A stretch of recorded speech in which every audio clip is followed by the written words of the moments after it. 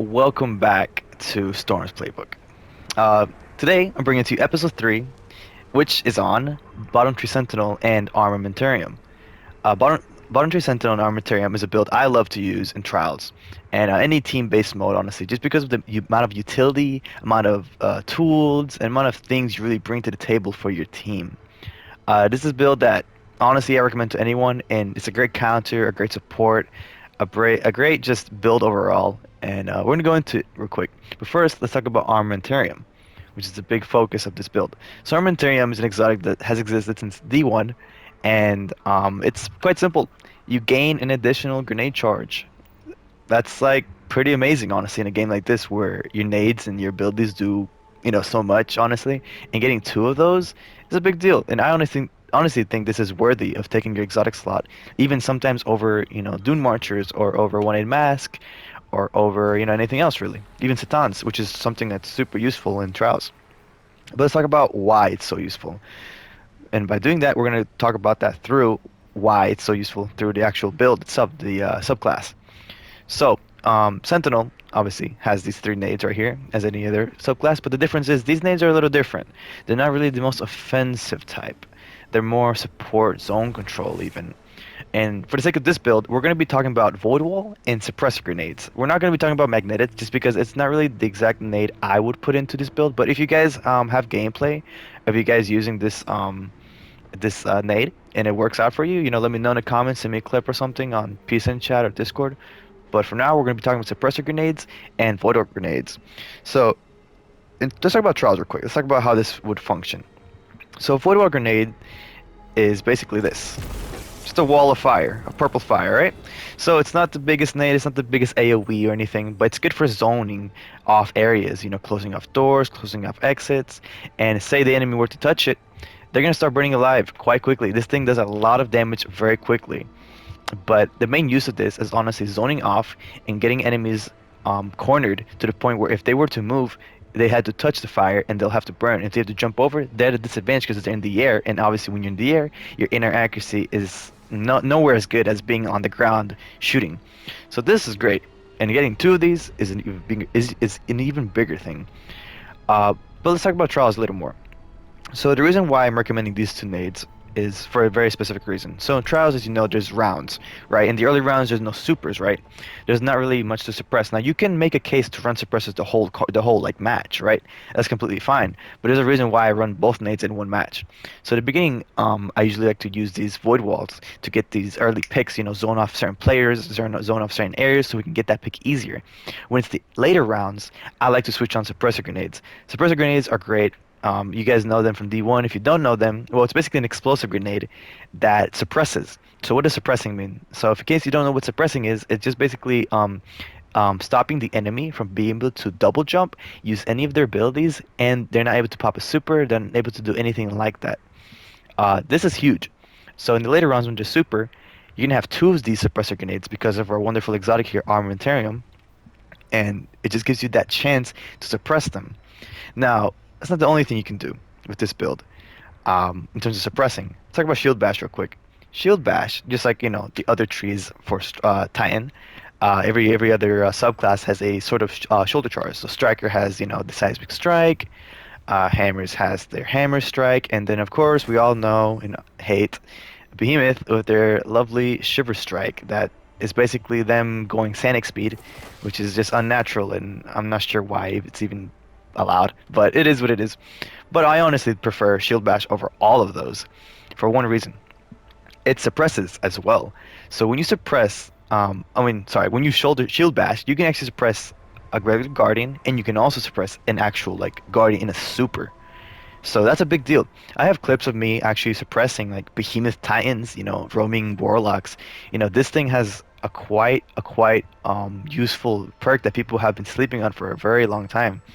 So just like any other shoulder charge, you just sprint for a little bit of time, like this, and the wind starts coming up, and then boom, you can shoulder charge. Obviously, I don't have it charged up right now, but you guys get the point. Let's let's talk about the rest of this build real quick. So, I mean, let's go back real quick for a second. Towering Barricade and Strafe Jump, that's just the typical. I wouldn't really put anything else just because Rally Barricade isn't really the most useful thing in this meta, and there's a lot of verticality, a lot of people jumping around. It's just not really, the most useful. And it's not the most strategic, most offensive, best. I mean, Tower Barricade just does it all, really. Straight jump, great for horizontal movement, great for speed, honestly. Now you can make a case to use catapult lift and high lift for other builds, but for this build specifically, you're going to be quite, rushy, quite offensive, quite, horizontal gameplay style, just because of the nature of this build. So let's continue. Let's see here. We have superior arsenal for our next build, or our next perk, excuse me. Grenade kills recharge your grenade energy. So, say you get a kill if you're a suppressor grenade or your avoidable grenade, you're actually going to get, energy back. It's going to recharge your grenade energy, which is a big thing. It's not the most, useful perk, like tactical strike, which is really good in middle tree. This is my own little opinion here, just real quick. D1, for those that remember, you can mix and match perks. Hopefully one day Bungie, sees that feedback from some people.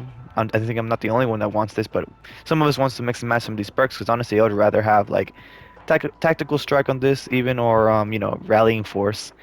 But this is not bad. Say you get a grenade kill, which, just for the record, this is, like I said, it's not for killing necessarily.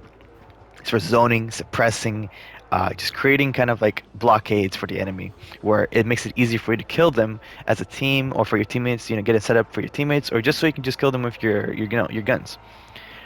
In the trenches, it just kills while surrounded by enemies, reduce the cooldown of your super. Granted, this is more of a PvE perk, but say you're surrounded by a few guardians and trials, or sixes, you're gonna be able to get more energy, while more energy for your super while you get kills while being surrounded. So this is not that bad. It's just kind of a bonus perk. Like I said, it's more PvE based. It's not really the reason why we're using this build, but just a bonus, just to say, what it is.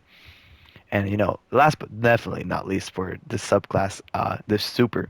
Second shield, gain an additional shield throw shoulder charge. So in case you guys know how this super looks like, it's basically just the regular sentinel. You pop it, right, and you get 2 shield throws. And as you know, you press L1 or whatever your button is, and you throw shields. So these shields do an immense amount of damage. Like I said before, I have clips of me actually dueling like a behemoth from range with this super, and you can just chuck the shield. It has such a great tracking, great ricochet capability, bouncing off the wall, tracking, whatnot. And you hit that super, it leaves in one shot. So by the time that behemoth wants to rush you from like a mile away, he's already one shot. And you don't even have to let him get close. You can throw the second shield. And by the way, these shields recharge constantly, like very, very quickly. So you don't really have to get close at all if you really don't want to.